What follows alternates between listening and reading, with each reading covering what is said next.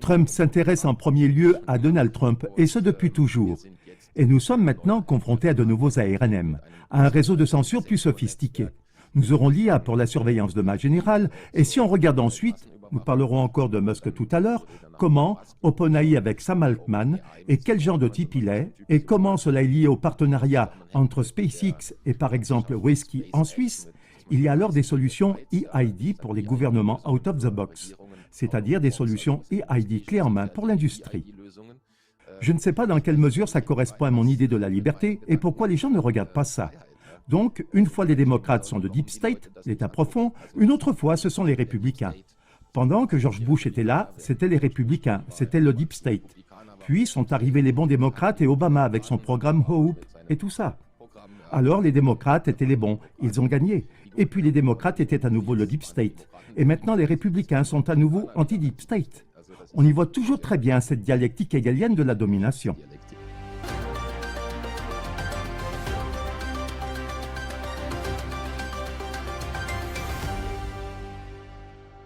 Liebe Zuschauer, herzlich willkommen hier zu einem weiteren Gespräch auf meinem. Chers téléspectateurs, bienvenue pour un nouvel entretien sur ma chaîne. Aujourd'hui, j'aimerais m'intéresser à deux personnages puissants et hauts en couleur, à savoir l'actuel président américain Donald Trump et l'homme le plus riche du monde, Elon Musk. Pour cela, je salue le journaliste et publiciste Tom Oliver Regenauer, connu pour ses recherches critiques et d'investigation. Bienvenue en Suisse, Tom. Bonjour Flavio, merci pour l'invitation. Oui, merci beaucoup d'avoir pris le temps de venir aujourd'hui. Le motif de notre entretien est un nouveau livre que tu as écrit et qui sortira le 5 février. Il s'intitule « Hopium ». Et dans ce livre, tu as également publié 2 articles dans lesquels tu t'es intéressé de très près aux personnes que je viens de citer, à savoir Elon Musk et Donald Trump. Mais avant de nous lancer dans la spectaculaire recherche de fond sur l'actuel président américain, de quoi s'agit-il exactement avec ce Hopium, cher Tom? Was genau hat es eigentlich mit diesem Hopium auf sich, lieber Tom? Ja, Hopium ist ein Oui, Kompositum aus opium est composé d'espoir, hope, et d'opium, c'est-à-dire la substance de base de l'héroïne qui a été brevetée par Bayer à un moment donné. Et c'est bien sûr un terme qui doit être considéré de manière ambiguë. Dans l'introduction du livre, il y a une belle citation de Nietzsche. « L'espoir, le plus mauvais des maux, car il prolonge la souffrance des hommes. » Et je pense que c'est tout à fait juste, car bien sûr, beaucoup de gens mettent de l'espoir dans les choses qui se passent maintenant, dans les développements actuels, qui sont en partie effectivement positifs ou dont on peut se réjouir. Mais dans l'ivresse du opium, si on l'appelle ainsi comme une drogue, ils oublient alors rapidement les faits ou les choses qui se passent alors en arrière-plan. Donc, nous l'enregistrons un jour avant la publication. Donc, quand nous la diffuserons, le livre sera probablement déjà sorti. Et oui, si on lit ensuite les articles dans le livre, on voit aussi assez rapidement qu'une élection présidentielle de ce genre, tu as évoqué Donald Trump, ne déclenche finalement rien, que cela ne change rien de significatif. Il peut signer tous les décrets qu'il veut et sortir tous les executive orders qu'il veut. Au bout du compte, le grand agenda, c'est-à-dire le métaniveau des objectifs de développement durable de l'ONU, l'EID, les développements technocratiques, ça ne change pas avec une élection présidentielle, même si c'est bien que quelque part le DEI soit supprimé. C'est ce qui avait été annoncé, nous pouvons en reparler. Opium, en principe, d'abord la combinaison de l'espoir et de la drogue, est malheureusement un sédatif qui a touché un grand nombre de personnes dont on pensait qu'elles étaient globalement critiques à l'égard du pouvoir et de la tyrannie, mais dont on doit maintenant reconnaître que ce n'était manifestement le cas que jusqu'à ce que leur propre bulle soit à nouveau au pouvoir. Et c'est justement en Amérique que c'est toujours très frappant. Une fois, les démocrates sont le deep state, une autre fois, ce sont les républicains. Pendant que George Bush était là, c'était les républicains, c'était le deep state. Puis sont arrivés les bons démocrates et Obama avec son programme Hope et tout. Puis les démocrates étaient les bons, ils ont gagné. Et alors les démocrates étaient le deep state. Maintenant, les républicains sont à nouveau anti-deep state. On y voit toujours très bien cette dialectique hegelienne de la domination. Est-ce que cette interview et son contenu te plaisent sur mon site? Alors tu peux tout simplement me soutenir en t'abonnant et en partageant cet entretien avec tous tes amis et connaissances et en mettant un commentaire. Ja, und jetzt hast du gerade schon etwas sehr Kontroverses Et maintenant tu as déjà abordé quelque chose de très controversé, à savoir ton analyse de la situation selon laquelle Donald Trump n'apportera pas de changement essentiel. Tu avais également expliqué tout cela en détail mi-novembre dans un article intitulé « Trump rechargé ». Mais si nous considérons la situation actuelle au début du mois de février, il y a environ 3 semaines que Donald Trump est entré en fonction, nous devons conclure en toute honnêteté qu'avec les plus de 200 décrets qu'il a signés, il est en train d'opérer un changement significatif, un changement historique. L'agence fédérale USAID, l'agence américaine pour le développement international, vient d'être fermée. Au moment où nous enregistrons cette conversation, il y a de très grandes manifestations aux États-Unis à ce sujet. Il a annoncé qu'il allait déclassifier les dossiers Kennedy, il a annoncé qu'il allait quitter l'OMS. Il y a eu un décret interdisant la censure d'État et il n'y a aussi officiellement plus que 2 sexes. Je pourrais continuer cette liste encore longtemps. Et maintenant, cher Tom, tu viens nous dire que non, Donald Trump ne changera rien de manière significative. Comment en es-tu arrivé à cette conclusion? Bien, la question est de savoir quelle doit être la durée de l'exposé. L'article aborde quelques points. Je vais donc essayer de reprendre les choses dans l'ordre. Oui, donc tout d'abord, que l'USAID soit dissoute, ce n'est pas vrai. On dit que le vrai titre devrait être « La société écran de la CIA fusionne avec le ministère ». Car en fait, ça doit tout simplement être transféré au State Department et s'y fondre. Et l'USAID est une société écran de la CIA, on le sait depuis des décennies. Et de nombreuses activités de changement de régime avaient été menées par l'USAID et le National Endowment for Democracy en Amérique du Sud précisément. Et à partir de là, le vrai titre est « La société écran de la CIA fusionne avec le ministère ». Alors, est-ce que c'est comme ça qu'on vainc le Deep State? J'en doute. D'autre part, il faut bien sûr dire que cette histoire de censure, oui, nous ne censurons plus. Le réseau de vérification des faits devient en quelque sorte... L'industrie de la vérification des faits est dépossédée de son pouvoir. D'une part, c'est réjouissant, mais ça nie le fait que l'industrie des vérificateurs des faits n'est plus nécessaire. Dans une technocratie, ça fonctionne, nous le savons bien avec Twitter. Ne pas confondre liberté de portée et liberté d'expression. Donc, la portée est alors simplement limitée. Ça signifie qu'il n'est plus nécessaire de censurer les choses parce que les algorithmes et l'IA sont tellement avancés qu'au final, on arrive à faire disparaître automatiquement les voix qu'on ne veut pas voir dans l'espace de débat. Je n'ai donc plus besoin d'aller dire que M. Regenauer doit être censuré et mis sur une liste noire, puis annuler son compte et le supprimer, car ça semble totalement antidémocratique. Je peux faire en sorte que tout soit paramétré en arrière-plan, de manière à ce que, même s'il avait des dizaines de milliers de followers sur Twitter ou X, ça n'obtienne toujours que 20 likes ou que plus personne ne le voit. C'est en fait la forme moderne de la technocratie à laquelle nous assistons actuellement et pour laquelle on n'a justement plus besoin de vérificateurs de faits. Et quand on voit qu'il veut publier des dossiers sur Kennedy, c'est peut-être très bien. Eh bien, la question est, bien sûr, que chaque Américain sait. J'ai beaucoup voyagé en Amérique et j'y ai beaucoup travaillé, que John F. Kennedy a été tué par l'État américain. Si un document quelconque sort effectivement comme on le postule, sur lequel il est écrit que c'est Lyndon B. Johnson qui a donné l'ordre, dans quelle mesure est-ce que ça change ce que nous savons déjà, à savoir que c'est le système qui l'a tué? Ce n'est pas une grande révélation révolutionnaire. Pas plus que la liste des clients d'Epstein. Premièrement, il n'y a pas de liste de clients, car ils sont tous connus depuis longtemps. La question est plutôt de savoir quand quelqu'un sera accusé ou poursuivi, à part Ghislaine Maxwell, qui est quelque part en prison et à qui Donald Trump a souhaité « I wish her all the best », je lui souhaite le meilleur, lorsqu'on lui a posé la question lors d'une conférence de presse. Donc, quand on regarde tout ça, tous ces décrets, même que le DEI soit supprimé, ça satisfait sa bulle. Que Ross Ulbricht ait été libéré, lui qui avait fondé Silk Road, à l'époque une plateforme du Deep Web, du Darknet, où on vendait de la drogue. Il n'a bien sûr pas commis de crime lui-même, Mais les gens oublient manifestement qu'il a passé 4 ans dans une cellule pendant que Donald Trump était président pour la première fois. De même, Edward Snowden n'a pas été gracié aujourd'hui, pas plus que Julian Assange.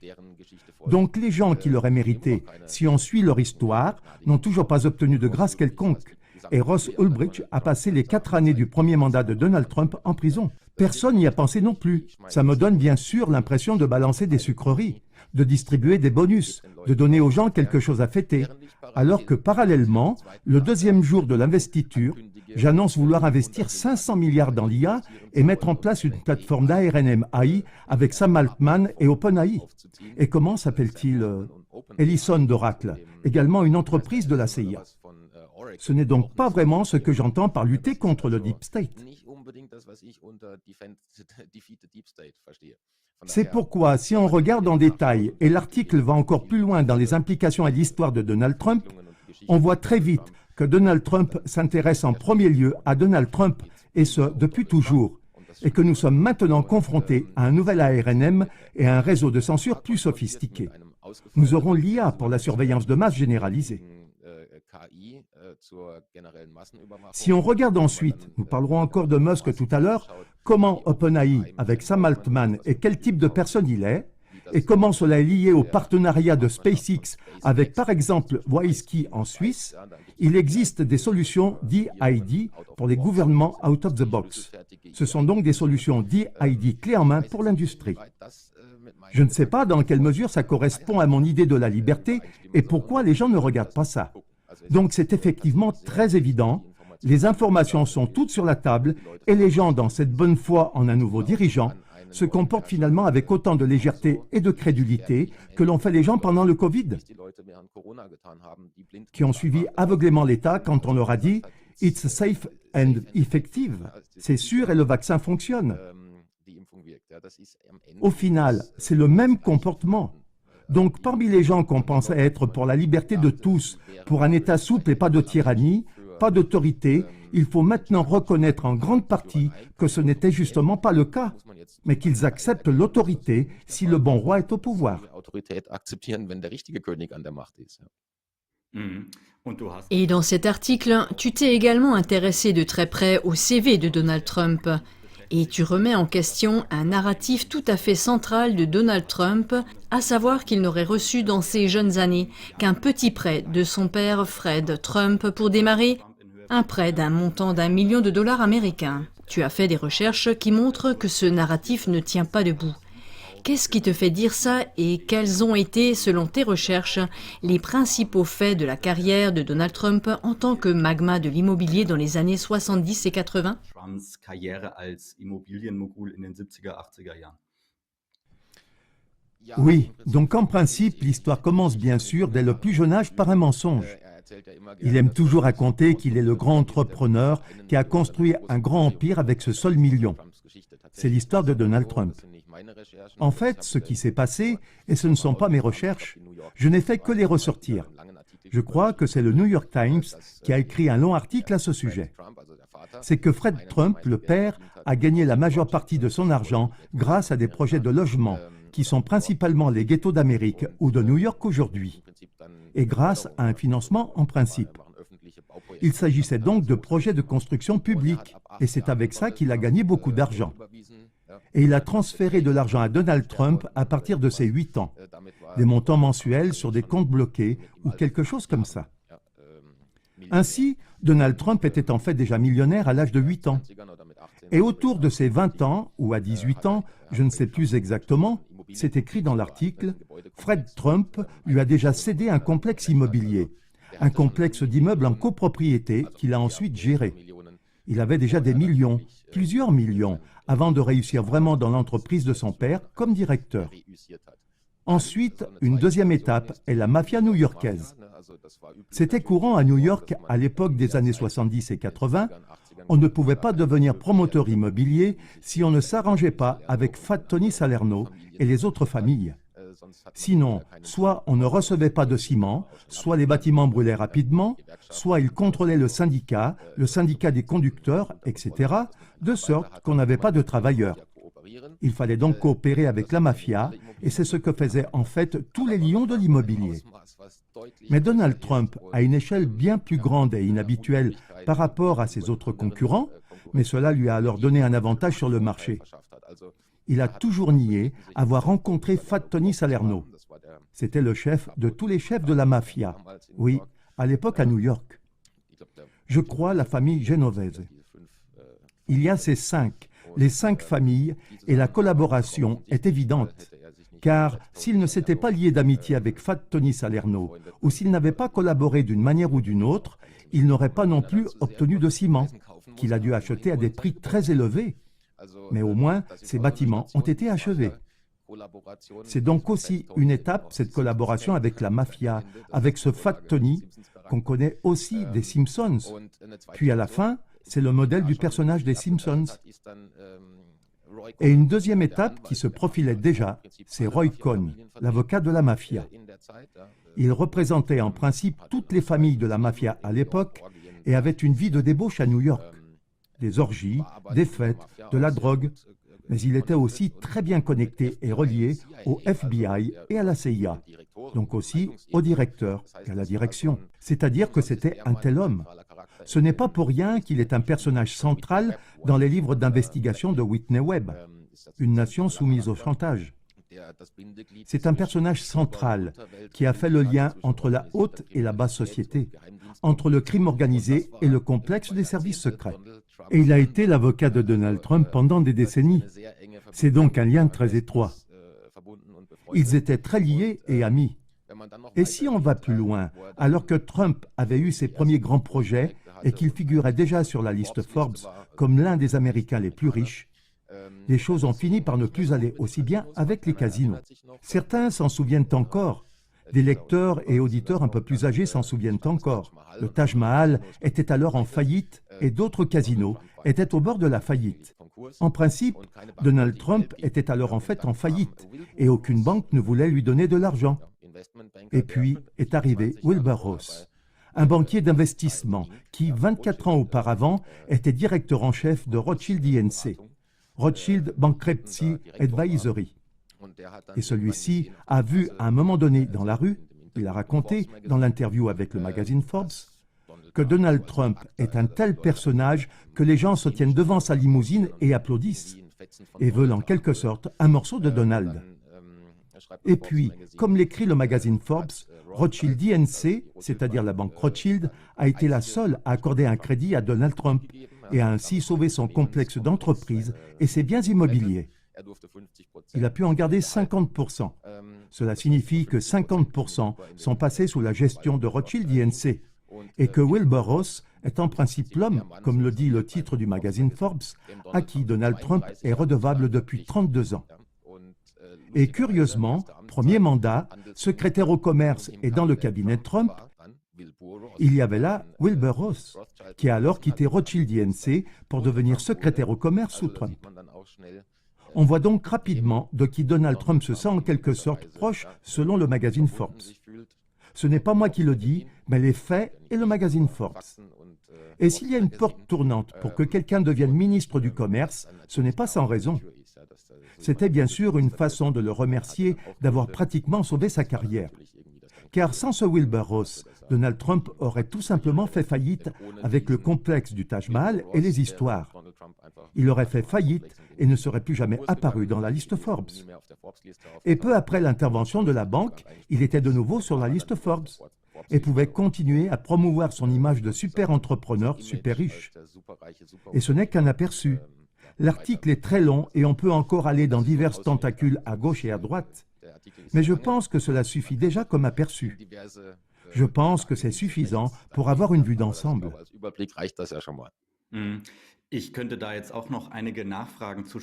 Je pourrais encore poser quelques questions à ce sujet, mais comme nous avons encore tant de sujets passionnants à aborder, je ne peux que recommander aux téléspectateurs de lire cet article. Tu as également cité de nombreuses sources, donc tout cela aussi est précis et vérifiable. Parlons d'une autre évolution que je trouve très intéressante, à savoir le rétablissement de la liberté d'expression. Le rétablissement de la liberté d'expression aux États-Unis est actuellement un sujet de discussion important, mais bien sûr aussi en Allemagne. Avec Mark Zuckerberg, assis chez Joe Rogan, qui a raconté comment il avait été censuré et réprimé par l'administration Biden, qui tente désormais de retrouver la liberté d'expression sur Twitter, et avec Donald Trump, qui a signé le jour même de son investiture, c'est-à-dire dès le 20 janvier, un décret intitulé, je cite, « Rétablir la liberté d'expression et mettre fin à la censure d'État ». Ce décret interdit aux fonctionnaires fédéraux tout comportement qui limiterait de manière inconstitutionnelle la liberté d'expression d'un citoyen américain. Den Bundesbeamten jegliches Verhalten, das die freie Meinungsäußerung eines amerikanischen Bürgers verfassungswidrig einschränken würde.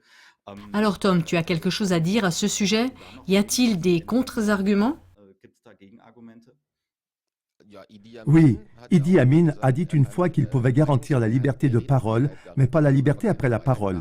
C'est un peu l'air de ça. Donc d'une part, un tel décret est promulgué et l'Executive Order dit que la liberté d'expression est rétablie conformément à la Constitution. Mais quelques jours plus tard, on constate que les gens qui défendent les slogans antisémites, c'est-à-dire les gens qui s'engagent contre le génocide à Gaza, et qui disent que quelque part 62 000 morts, je crois que c'est maintenant officiellement un peu moins, ce n'est peut-être plus tout à fait un cas de légitime défense. Quand il ne restera plus rien de ce pays non plus, ou de la bande de Gaza, mais que les gens seront alors déportés.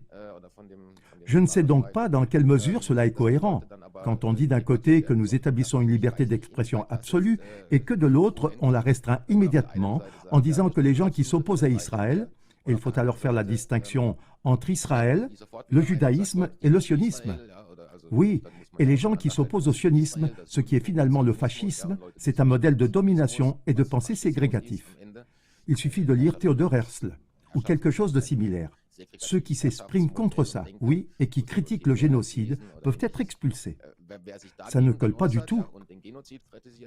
De plus, Mark Zuckerberg et son entreprise Facebook de la CIA, qui a été créée tout comme Google, toutes ces entreprises ont été créées avec des fonds de la CIA, c'est-à-dire In-Q-Tel, ou via l'université de Harvard et des programmes de la Edge Foundation. Tout ça est très proche de l'État. Et Facebook, qui a succédé à LifeLog, a effectivement été mis en ligne un jour après LifeLog. C'est devenu, à un moment donné, je ne sais plus exactement le mois, mais février, je crois, ou quelque chose comme ça, en 2004, je crois. Un jour, le 3 ou le 5 février, je crois, en 2004. Ce projet LifeLog du DARPA a été mis hors ligne parce qu'il y avait eu une énorme tempête de critiques de la part des défenseurs de la vie privée. Parce que chaque citoyen américain aurait dû faire l'objet d'une telle chronologie avec toutes les photos, les paiements par carte de crédit et les endroits où il a été, et où son téléphone portable s'est connecté, et les réservations de voyage, etc., et de voitures de location. C'en était trop pour les défenseurs de la vie privée. Puis, on a mis officiellement fin au Parlement, au Congrès, et on a cessé de le faire, et le lendemain, Facebook a été mis en ligne avec exactement les mêmes fonctions. Et aujourd'hui, tout le monde y entre ses données lui-même et de plein gré. Alors, tous ces gens s'assoient chez Joe Rogan, qui se présente toujours comme un journaliste critique ou un podcasteur critique. Mais si Peter Thiel, par exemple, est assis là, le patron ou le fondateur de Palantir, le groupe de surveillance le plus puissant du monde, dont la technologie est également utilisée en Allemagne aujourd'hui, dans tout le pays. L'année dernière, lorsque j'ai écrit l'article sur Thiel, cet article qui est dans le livre, il n'y avait que 2 États fédéraux, mais maintenant, tous les États fédéraux utilisent la technologie Palantir. Ils font de la police prédictive. C'est le film Minority Report. Ce sont les personnes qui essaient d'empêcher le crime avant qu'il ne se produise, et c'est ce que fait actuellement aux États-Unis une nouvelle loi sur le blanchiment d'argent, qui doit alors empêcher préventivement le blanchiment d'argent là où il est susceptible de se produire. Comment veux-tu faire ça? Et si la technologie se trompe? Comment les personnes accusées à tort expliquent-elles ensuite qu'elles n'avaient rien prévu du tout? Alors comment s'en sortir et se défendre contre la police prédictive? Et c'est ce que fait Palantir. Donc de ce point de vue, tout ce discours sur la liberté d'expression ou d'opinion rétablie, c'est une campagne d'image. Les gens passent alors comme Thiel ou comme Zuckerberg par Joe Rogan. Là-bas, on a des conversations sympas pendant 3 heures, comme ça, entre potes. Tout le monde est vraiment cool les uns avec les autres et tout semble tellement confortable. Comme tu le dis toujours, tellement intime. Pas une seule question critique adressée à Peter Thiel, ni sur le sujet du comité directeur du Bilderberg, le niveau de direction dont il est membre depuis des lustres. Pas de questions sur Palantir ou sur son ami gay, son amant, qu'on a retrouvé mort un jour devant l'immeuble, mort officiellement considéré comme un suicide. Pas une seule question critique. Même chose sur Facebook. Pas de questions sur l'iVlog à Zuckerberg, pas de questions sur la connexion avec la CIA en arrière-plan, sur la surveillance permanente, sur le scandale des données ou quoi que ce soit. Simplement le niveau vraiment le plus superficiel de ce qu'on admet juste.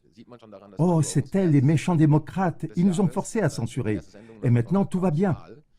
Et cela se voit déjà au fait que la première émission de Joe Rogan, après l'élection de Donald Trump, a commencé avec Joe Rogan qui a dit la phrase « Democracy actually works ». La démocratie, ça fonctionne. Oui, avant, la démocratie ne fonctionnait jamais. C'était toujours les mauvais qui étaient au pouvoir. Les élections étaient truquées. Tout allait mal. Mais maintenant, la démocratie fonctionne. Maintenant, c'est le bon qui a été choisi. Fantastique. Le bon, celui qui gouverne alors en dehors de tout processus démocratique et non par des procédures législatives. Donc, si les gens prétendent être démocrates, ils devraient d'abord commencer à critiquer le fait qu'ils publient en permanence des décrets. Ainsi, 200 décrets présidentiels sont tout sauf démocratiques. C'est exactement comme si le roi du château tuait le vieux roi, puis s'asseyait et signait ensuite un décret après l'autre. C'est un dictat. Et puis il sort, et ça doit être fait comme il l'a dit. Où sont donc la procédure législative et les processus démocratiques? C'est complètement antidémocratique, si vous pensez que la démocratie est bonne. Et il faut bien sûr ajouter que certains décrets ont déjà été abrogés. Les États-Unis sont un État fédéral et on ne peut pas y gouverner à tout va. Mais revenons-en à la grande image peut-être, parce que je dis ou je comprends le message principal de ton article sur Donald Trump, qu'il veut maintenant s'éloigner de ses objectifs ESG, c'est-à-dire des évaluations des entreprises en fonction de l'environnement, du social et de la gouvernance. D'un agenda de gauche à un agenda d'économie responsable pour établir la confiance autour du FEM et de Klaus Schwab. Tu peux peut-être développer un peu plus pour nos auditeurs? Car c'est actuellement, et je l'ai entendu à plusieurs reprises dans des interviews que j'ai également menées sur ma chaîne, qu'avec Donald Trump, la fin de la domination gauchiste sur les États-Unis va s'installer. Mais tu dis maintenant, oui, c'est vrai. Tu partages cette idée de départ, cette hypothèse. Mais tu dis qu'elle est justement remplacée par un autre agenda, tout aussi inhumain, mais qui se présente sous un autre jour. Alors peux-tu expliquer cela? Comment s'opère ce changement de narratif?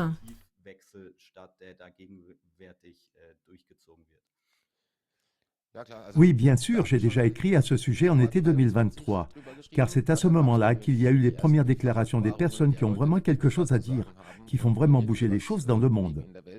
Et ce ne sont généralement pas les présidents qui nous récitent des agendas à la télévision. Il s'agissait par exemple de Lynn Forrester de Rothschild. Elle a obtenu du temps d'antenne chez Bloomberg et CNN ou CNBC, je crois, et a dit dans des interviews que tout ce qui concerne ESG, environnemental, social et gouvernance, DEI, diversité, équité, inclusion, etc., tout cela doit être littéralement, je cite, jeté à la poubelle. Tu pourrais peut-être expliquer ce que représentent les sigles ESG et DEI. Je ne suis pas sûr que tous nos auditeurs en soient conscients. Environmental, Social und Governance, das ist ESG. Oui, bien sûr. Donc environnemental, social et gouvernance, c'est ESG.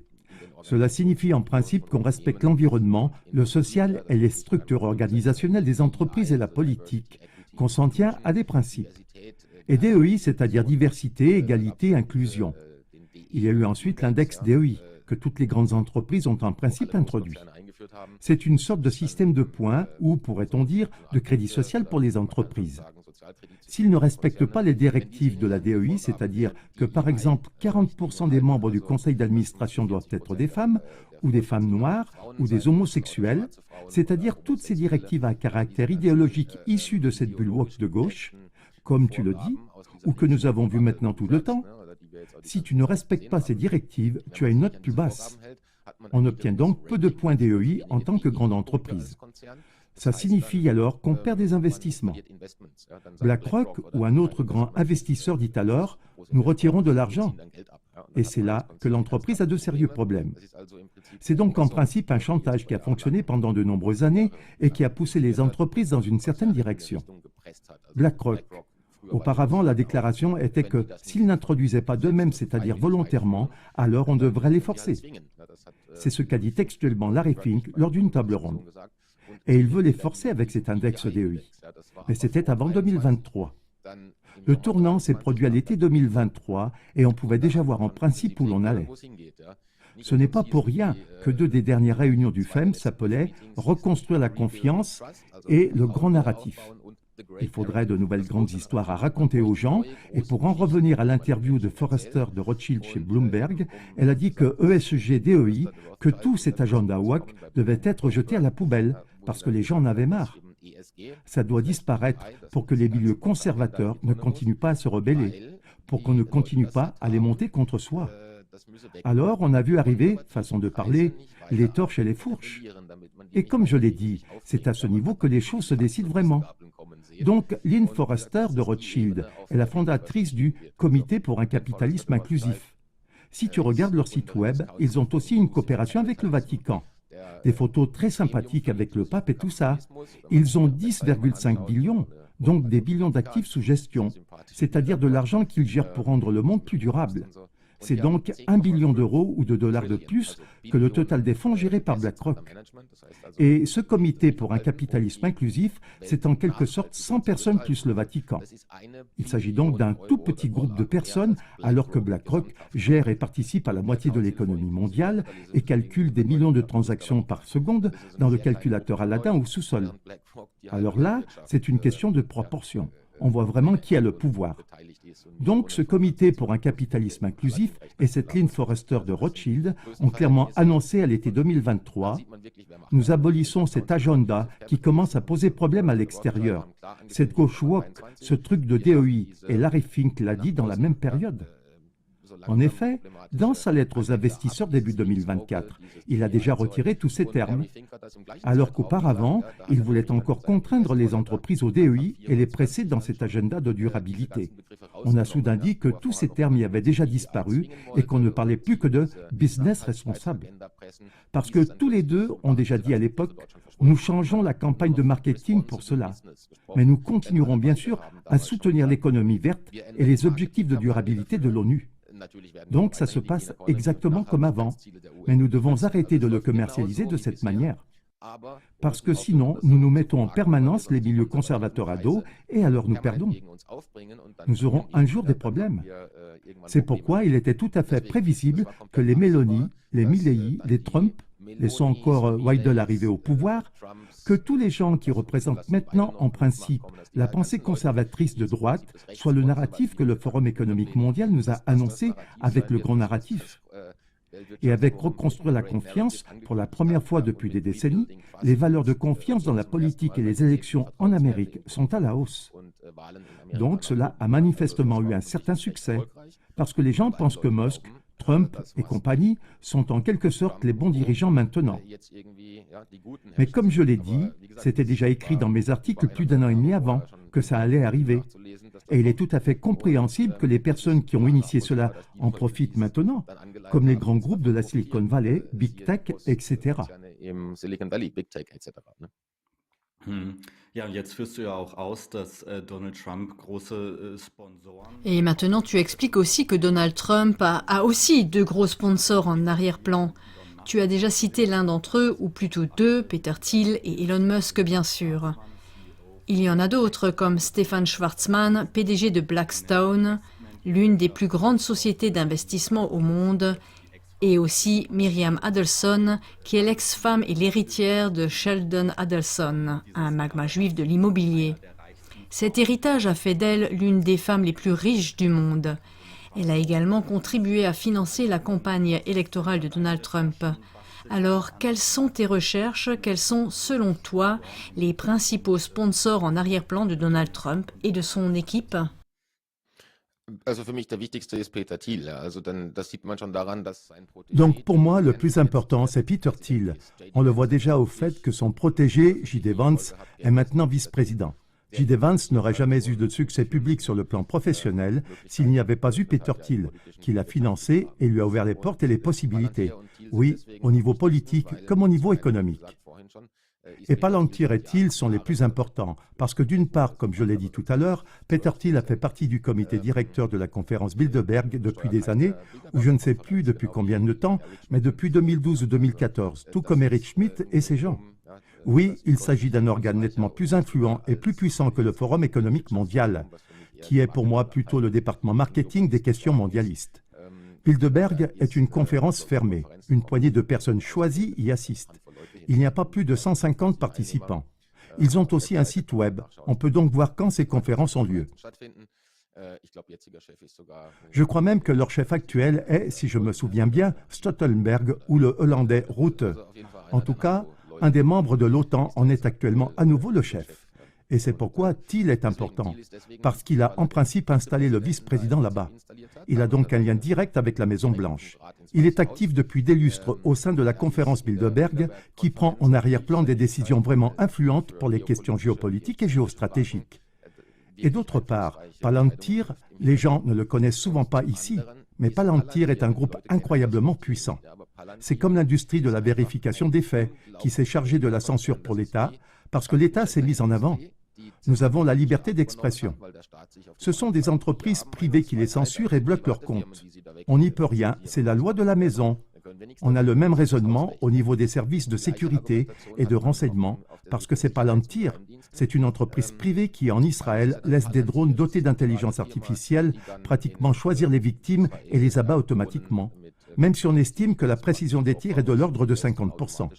Oui, c'est donc dystopique et cette police prédictive, c'est-à-dire ce travail de police prédictif, est aussi utilisé en Amérique maintenant. Des personnes sont arrêtées en raison de leurs commentaires et de leur comportement sur les médias sociaux ou sont condamnées pour des crimes qu'elles n'ont pas commis, car elles pourraient peut-être le faire à l'avenir. Donc, si je commence à faire des recherches demain sur comment fabriquer une bombe, juste parce que je m'y intéresse, je pourrais finir par être arrêté comme futur fabricant de bombes. Et comment suis-je censé me défendre? C'est extrêmement dangereux en effet, et la police allemande utilise par exemple Palantir lors des contrôles routiers pour scanner le visage des gens sur les smartphones ou sur leurs ordinateurs ou pour avoir les données biométriques, les empreintes digitales ou autres. Et lorsqu'ils ouvrent le profil de M. Max Mustermann chez Palantir, ils voient ce que Palantir a comme données sur cette personne. Et je cite dans mon article sur Peter Thiel comment je ne me souviens plus, je crois que c'était un journaliste du Washington Post ou du New York Times ou du Daily Mail. Il a été un jour autorisé à visiter le siège de Palantir à Londres. Il m'a dit que ça ressemblait à James Bond. Il y a des écrans géants, comme une salle de contrôle avec des milliers de touches. Et puis, on voit la Terre en tout petit comme ça, et puis on entre un nom, Max Mustermann, et puis ça dure 30 secondes, et on voit le satellite qui le vise ou les 3 satellites qui le triangulent. Puis viennent toutes les données de navigation que Palantir a sur cette personne. Et ça signifie aussi toutes les données, depuis la toute première recherche à l'âge de 18 ans sur Google jusqu'à la dernière réservation de voitures de location et le paiement par carte de crédit à Bali pendant les vacances. Palantir a chaque point de données sur cette personne et aussi chaque photo parce que Learview AI est en arrière-plan. Cette entreprise, qui à partir de photos de concert, peut calculer et grossir chacune des 100 000 personnes qu'on ne reconnaît même pas. Il y a aussi des photos. Il y a des milliers de photos de personnes, dont ces personnes ne savent même pas que les photos existent. Oui, caméras de surveillance d'aéroports, caméras de surveillance de stations-service. Tout ce qui est accroché quelque part au réseau est tiré et Palantir construit une base de données en arrière-plan. Et cette base de données peut ensuite être récupérée par les autorités si elles payent pour la licence et être consultée. Ça signifie aussi toutes les photos supprimées sur iCloud, je ne sais pas, avec la petite amie qu'on a déshabillée une fois en cachette la nuit, très vite, ou n'importe quoi. Oui, les choses qu'on a achetées, les magazines pornographiques, donc les données les plus intimes, le comportement complet d'utilisation d'Instagram, de YouTube. Tout, ils ont tout. Et ils peuvent même dire en quelques secondes que la personne se trouve à tel endroit à 6 mètres près avec son numéro de téléphone, son numéro de sécurité sociale et sa voiture. Et cela dure 30 secondes. Et ça, c'est Palantir. Et si vous avez peur de la technocratie et de l'état de surveillance global, c'est précisément le groupe qui va l'introduire. Et le protégé de Peter Thiel est maintenant vice-président. Et OpenAI, avec cette plateforme ARNM avec Ellison et Oracle, c'est comme l'a dit Catherine Austin-Fitts, l'opération Warp Speed 2.0. Parce que des réseaux de surveillance dont les gens n'ont aucune idée de la puissance sont mis en place par le biais de l'intelligence artificielle. Über künstliche Intelligenz Überwachungsnetzwerke hochgezogen, von denen die Leute keine Ahnung haben, wie mächtig sie sind. C'était quoi l'opération Warp Speed? Peut-être encore une fois pour mieux comprendre le contexte du mot-clé campagne de vaccination de Donald Trump. Ah oui, c'est vrai. Donald Trump aime toujours se qualifier lui-même de « father of the vaccine », oui, de père de la vaccination. Et les gens disent que, oui, il aurait maintenant tiré les leçons de cette opération Warp Speed, c'est-à-dire de sa campagne militarisée de vaccination de masse, où des millions d'Américains ont reçu cette injection. Et ensuite, quand j'écris ça dans l'article, on dit qu'il a appris la leçon et qu'il voit les choses différemment. Oui, et puis il a posté sur Truth Social, son propre réseau social, puis le 17 novembre, je crois que c'était ça, à quel point il est fier d'être là maintenant, après 5 ans, en quelque sorte pour l'anniversaire de l'opération Warp Speed. Une super performance. RFK Jr. a même déclaré lors de son audition que c'était une super action et que le rôle de leader de Donald Trump dans l'opération Warp Speed était fantastique. Et comme je l'ai dit, le deuxième jour de l'investiture, ceux qui pensaient que l'ARNM serait maintenant interdit ou qu'il y aurait une analyse de fond sur le Covid, ceux-là ont maintenant droit à l'ARNM AI et à l'opération Warp Speed 2.0. Et hier, Howard Ludwig, je crois que c'était hier, se tenait à côté de Trump et a dit « Nous sommes en train de créer ce nouveau fonds pour que le gouvernement puisse participer aux entreprises privées et à leurs bénéfices. Si nous vendons maintenant 2 milliards de vaccins Covid, nous voulons aussi en tirer un peu d'argent. » Donc ça, comme je l'ai dit, c'est exactement le même agenda en amont. On ne quitte pas non plus l'ONU, l'OMS. Tout est bien, la pandémie a très bien fonctionné sans l'OMS, c'est-à-dire le traité sur la pandémie ou quoi que ce soit. Si on voulait changer quelque chose, il faudrait quitter l'ONU. Je n'arrête pas de le répéter, pas l'OMS. Donc, tout se passe bien. Je conseille surtout aux gens de lire cet article de Peter Thiel, car cet homme a nettement plus de pouvoir, tout comme Lynn Forrester de Rothschild ou Larry Fink. Ils ont tous les trois nettement plus de pouvoir que le président américain. Est-ce que tu dirais que ces personnes, c'est-à-dire Peter Thiel et Palantir, ont plus de pouvoir qu'Elon Musk? C'est certain. Pour moi aussi, Elon Musk n'est en fait qu'une figure de façade. Je viens de le présenter à nouveau dans cet article actuel qui sortira en janvier et qui n'est pas dans le livre, mais qu'on peut lire gratuitement sur mon site web. Les gens ont toujours l'image d'un super chef d'entreprise et d'un inventeur. Oui, donc il n'a pas inventé PayPal, parce que c'était Peter Thiel, par exemple. Oui, et Musk a ensuite repris le commerce. Il n'a pas non plus inventé la Tesla. Ce sont 2 autres personnes qui l'ont fait. Et personne ne peut me dire comment ça peut fonctionner d'un point de vue purement logistique. L'homme est accroché toute la journée à son compte Twitter, tweet un truc après l'autre, il publie des messages, mais dirige en même temps 5 entreprises, invente tout ce qui est révolutionnairement nouveau, Neuralink, des puces cérébrales contre les méchantes puces cérébrales et la méchante IA, et le plus important, c'est le lien étroit avec le Pentagone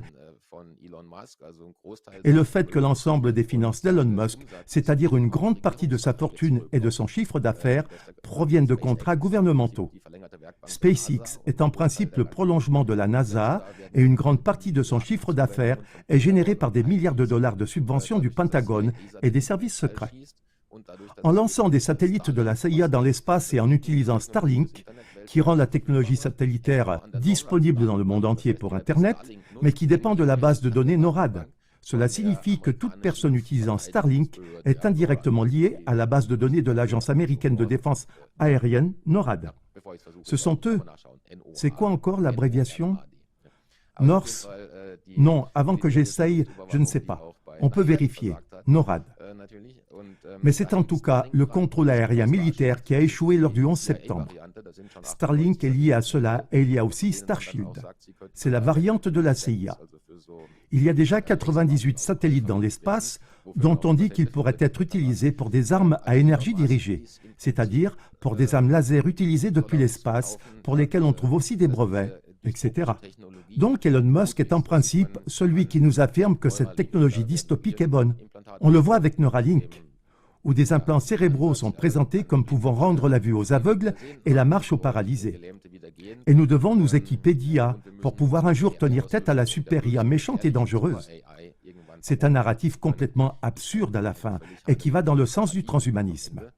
Si vous êtes le plus grand contractant, c'est-à-dire le partenaire contractuel du Pentagone et du complexe militaro-industriel avec des contrats de plusieurs milliards, j'ai mis tous les liens dans l'article. Tout ce que je raconte est étayé par des sources. Et que vous lancez des satellites de surveillance dans l'espace, alors je n'ai pas vraiment l'impression que M. Musk soit un combattant de la liberté. Et puis, on pourrait aussi évoquer les dessous de la technocratie. Son grand-père, Altman, a tout de même été le chef du mouvement technocratique américain, c'est-à-dire du département de recherche en Amérique, puis le chef du mouvement technocratique au Canada. Et Musk a déjà posté 5 ou 6 fois sur Twitter, rien que sur son profil, que la forme de gouvernement alternatif au capitalisme ou au socialisme était la technocratie. Let's build technocracy on Mars, c'est-à-dire construisons la technocratie sur Mars. Et ensuite, les gens postent en dessous « Ouais, super Musk !» Mais personne ne cherche à savoir ce que signifie réellement la technocratie. C'est du fascisme technologique. Et c'est bien pire que toutes les formes de fascisme que nous avons connues jusqu'à présent dans l'histoire. Est-ce que cette interview et son contenu te plaisent sur mon site? Alors tu peux tout simplement me soutenir en t'abonnant et en partageant cet entretien avec tous tes amis et connaissances et en mettant un commentaire. Tom, faisons peut-être un pas en arrière dans notre réflexion et concluons ce grand chapitre sur Donald Trump. En effet, tu as déjà brièvement évoqué une nomination très importante, celle de Robert Kennedy Jr. au poste de ministre de la Santé des États-Unis. Il a annoncé son programme MAHA, c'est-à-dire rendre la santé à l'Amérique. Et le docteur Jay Bhattacharya, si j'ai bien prononcé, est devenu directeur des Instituts nationaux de santé aux États-Unis. Il est professeur à l'université de Stanford et a été co-auteur de la déclaration de Great Barrington, l'un des critiques les plus profonds des mesures Covid de l'époque. Cela donne également l'espoir à de très nombreuses personnes que cette nomination donnera lieu à une analyse de fond du Covid aux États-Unis.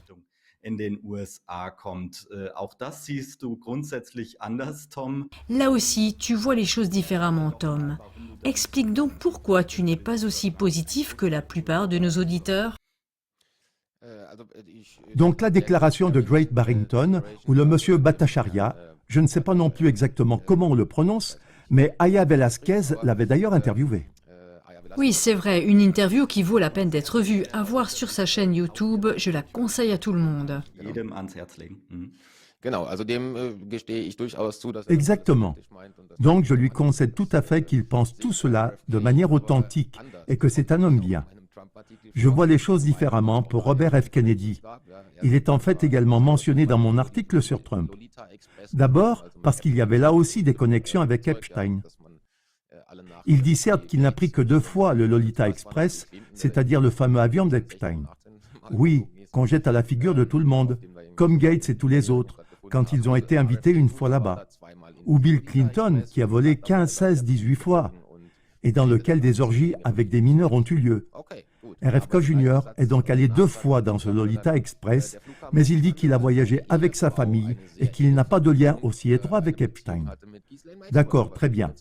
Mais dans la même phrase ou dans la suite, il dit ensuite que le vol n'a été possible que parce que sa femme avait un lien très étroit, une relation avec Ghislaine Maxwell, ce qui ne vaut pas mieux que Jeffrey Epstein. C'est en fait la main gauche et la main droite d'Epstein depuis des lustres. Il serait intéressant de savoir quelle est la relation de l'épouse de RFK avec Ghislaine Maxwell et pourquoi des vols sont organisés. D'autre part, avec RFK, il faut bien sûr prendre en compte que les Kennedy ne sont pas de grands combattants de la liberté. Ce n'est qu'une famille d'oligarques qui gagnait sa vie avec l'opium et qui s'est enrichie avec la contrebande d'alcool et qui a ensuite trouvé le chemin du pouvoir. Ce n'est qu'une des familles qui font partie de la caste dirigeante en Amérique, comme les Bush et d'autres, les Morgan et les Rockefeller. Ensuite, il faut regarder RFK, lorsqu'il est assis au Sénat, lors de l'audition ou ailleurs, et qu'il fait l'éloge de l'opération Warp Speed de Donald Trump, ou ne se prononce pas explicitement contre la RNM en tant que produit. Et en fin de compte, il s'occupe silencieusement du nouvel investissement dans l'IA de 500 milliards de dollars dans d'autres ARNM contre le cancer, etc. On devrait donc s'attendre à ce qu'il se présente comme celui qui va faire un travail de fond sur la pandémie et être un anti-vaccin, entre guillemets, c'est-à-dire sceptique ou opposant aux ARNM et qu'il dise « ça ne va pas du tout ». Nous devons faire autre chose, une plateforme ARNM, c'est le problème. Et ça, nous le savons désormais. Je crois que tous ceux qui sont un peu informés le savent. Protein spike, nanoparticules, impuretés, contamination de l'ADN. Nous n'allons pas recommencer maintenant. Là, je ne vois pas de positionnement clair de sa part. Et deux de ses collaborateurs pressentis, y compris dans son entourage proche, n'ont même plus été pris en considération. Dans quelle mesure l'homme peut-il y faire quelque chose, même s'il a de bonnes intentions? Je ne nie même pas le fait qu'il ait peut-être de bonnes intentions. Mais on voit déjà dans les premiers développements qu'il ne peut rien faire contre cet ARNM en tant que produit, ni contre Big Pharma qui veut le vendre, ni contre les milliards investis, ni contre cette machine bureaucratique qui se tient à côté de Donald Trump sous la forme d'Howard Lutnick et qui dit que si nous vendons encore une fois des milliards de vaccins Covid, nous allons enfin gagner de l'argent avec le nouveau fonds. C'est un personnage controversé, à qui je reconnais le mérite de s'être exprimé de manière critique lors de la prétendue pandémie et qu'il dit certainement des choses raisonnables. Mais au final, ce n'est jamais ce que les gens disent qui compte, mais ce qu'ils font. Et Donald Trump a également dit beaucoup de choses au cours de son premier mandat. Il en a fait très peu. La réponse actuelle à la plupart des problèmes, y compris le problème de l'immigration, c'est plus de violence, plus de surveillance, plus de contrôle, plus de présence militaire sur le territoire. Je ne sais pas dans quelle mesure les gens qui ont passé des années à défendre la liberté et l'indépendance, la liberté d'expression et, espérons-le, la liberté de tous les êtres humains, et pas seulement des copains de leur bulle, je ne sais pas comment ils peuvent apprécier ça, parce que c'est le contraire qui se produit. Donc, à partir de là, j'espère que M. Bhattacharya ou RFK pourront changer quelque chose à la nourriture toxique en Amérique, à l'obésité, aux diverses épidémies, allant de l'infarctus du myocarde au TDAH et que sais-je encore. Mais j'ai de sérieux doutes.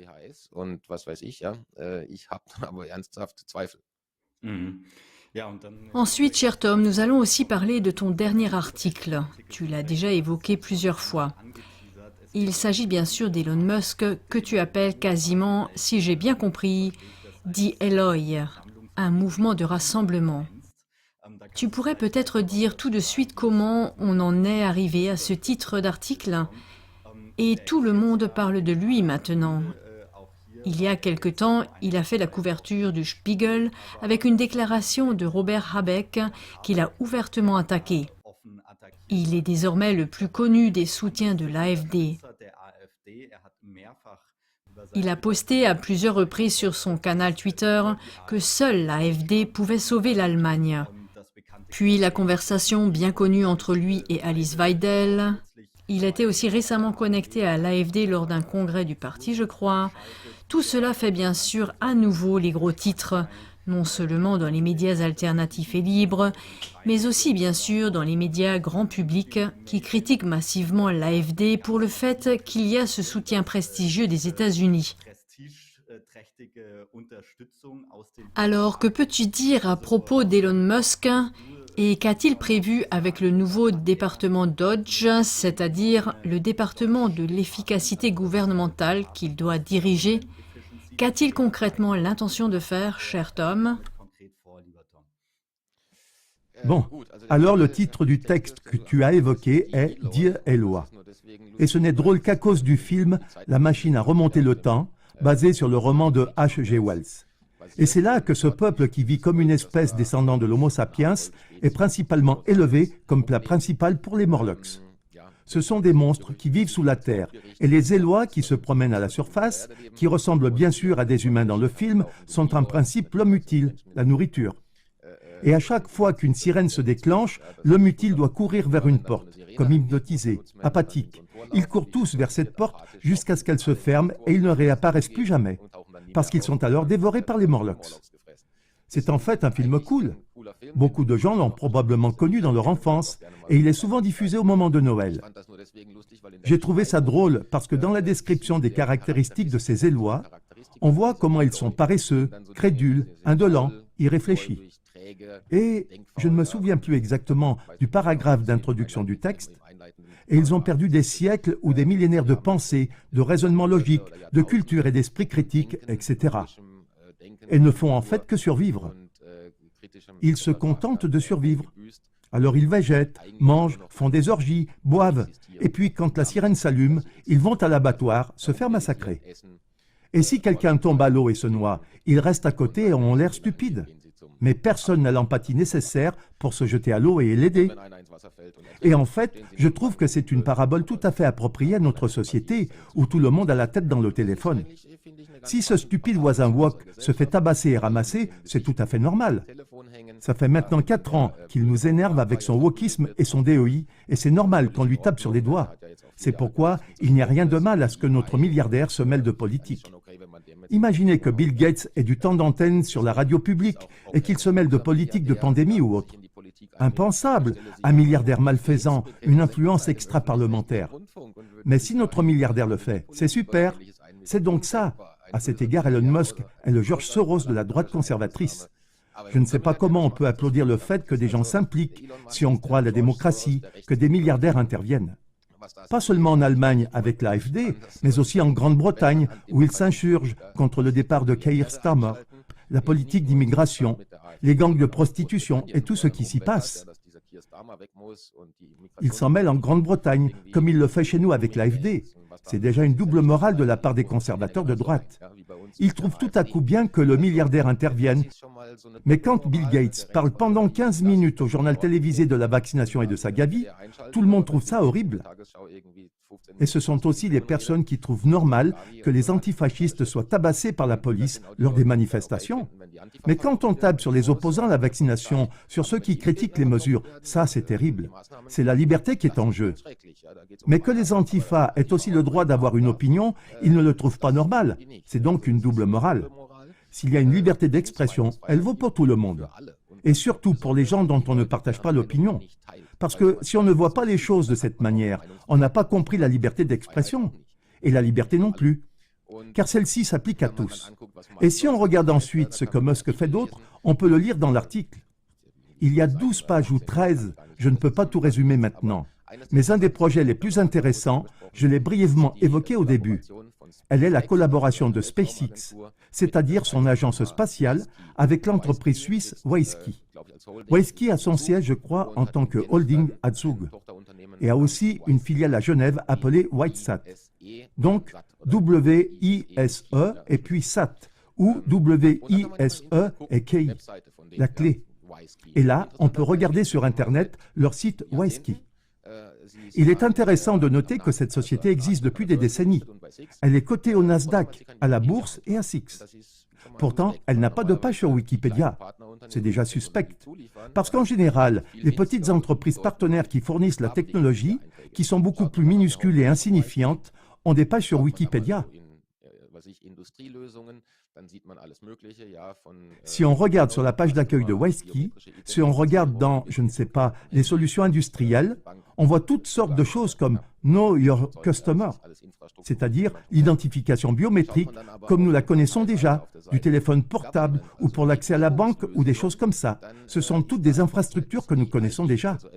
Mais si on regarde l'onglet de la page Government, c'est-à-dire les solutions gouvernementales, on y trouve une solution complète d'e-ID. c'est-à-dire de paquets d'identification électronique qui est indispensable pour une mise en œuvre à grande échelle, c'est-à-dire qui peut maintenant être livré clé en main pour une mise en œuvre à grande échelle dans les pays. Et l'entreprise a lancé dans l'espace sa première fusée commune avec SpaceX le 14 janvier. Il lance des picosatellites dans l'espace. Ce sont des satellites de la taille d'un Tupperware qui volent en orbite basse autour de la Terre. Et il faut imaginer cela comme un routeur Wi-Fi volant ou un pylône 5G volant. C'est-à-dire qu'ils font de la connectivité en temps réel, qu'ils sont en quelque sorte cryptés de manière quantique, une technologie de haute sécurité en orbite basse qui bip ensuite tous les portables, c'est-à-dire qu'il s'agit d'une connexion en temps réel du portable à de tels réseaux de satellites qui peuvent ensuite offrir une solution EID clé en main. Si demain, l'Allemagne dit que nous introduisons l'EID au niveau local et qu'elle le commande à WISeKey, alors en principe, lorsque les satellites seront lancés dans l'espace, ils pourront le relier en temps réel, non seulement au smartphone ou lui faire un ping et le suivre, mais bien sûr aussi à la nouvelle voiture qui a aussi suffisamment de technologie et de puces et de modalités de surveillance pour qu'on puisse la suivre en permanence. Donc, ce qui est en train d'être construit par SpaceX, l'agence spatiale martienne d'Elon Musk, qui fait aussi la promotion de la liberté et de l'exploration spatiale comme la NASA, et cette entreprise WISeKey, dont le directeur de la transformation numérique est un conseiller d'État genevois corrompu qui a dû démissionner en 2021 pour corruption, et ensuite, 2 ou 3 mois plus tard, il était au conseil d'administration de WISeKey. Et puis, il a été réélu au conseil d'État en Suisse, à Genève. Il faut voir de quoi il s'agit, et en plus, WISeKey a conclu un contrat de coopération avec l'armée suisse pour la technologie de sécurité, etc. Ce sont tous des liens dans mon article. Donc, si on ne regarde que le premier projet, ces solutions EID, c'est une grille de surveillance, un réseau de contrôle en orbite basse avec des satellites qui offrent une connectivité en temps réel à n'importe quel endroit du monde, pour une surveillance permanente sans faille de la population. C'est alors vraiment l'homme utile qui vit dans une plantation et à tout moment, en tout lieu, avec un tel réseau et avec les bases de données de Palantir. À côté de cela, le citoyen transparent est une plaisanterie que l'on craignait toujours auparavant. D'abord, il existe déjà depuis longtemps. En comparaison, on serait heureux d'être à nouveau le citoyen transparent.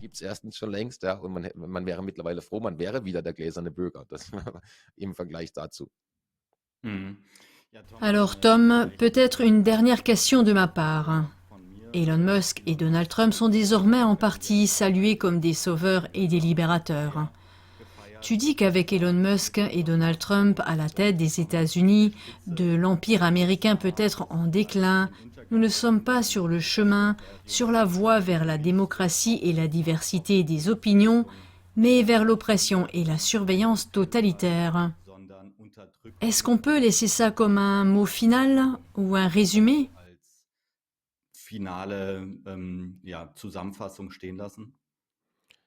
Oui, précisément, en tant que technocratie.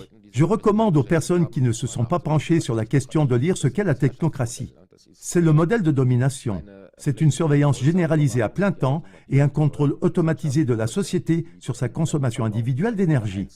Cela signifie que chaque individu sera alors, et Elon Musk est tout aussi favorable au budget CO2 qu'à un revenu de base inconditionnel, à un moment donné, chacun sera contrôlé de manière centralisée par sa consommation d'énergie.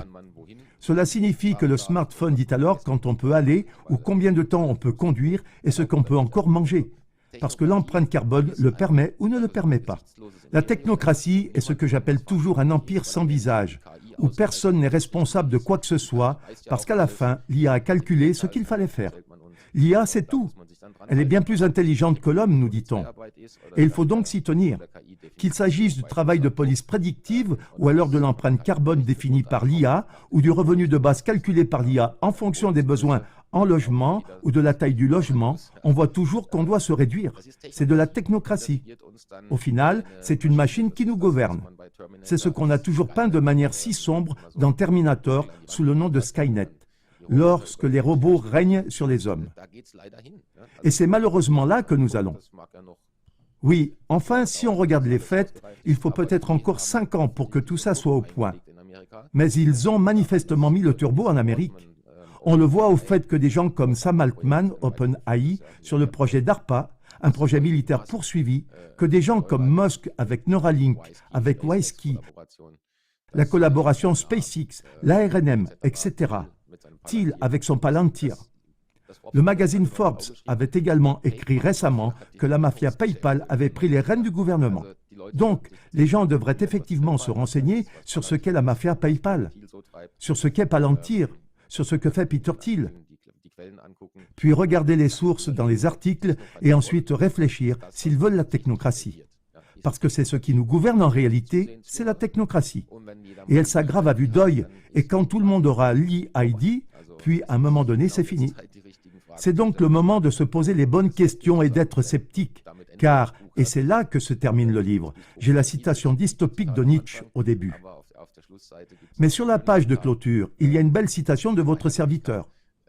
Quand on a reconnu l'espoir pour ce qu'il est, on peut commencer à vivre ses rêves. Et je pense que c'est là que les gens devraient arriver. Cher Tom, c'est une déclaration finale forte de ta part.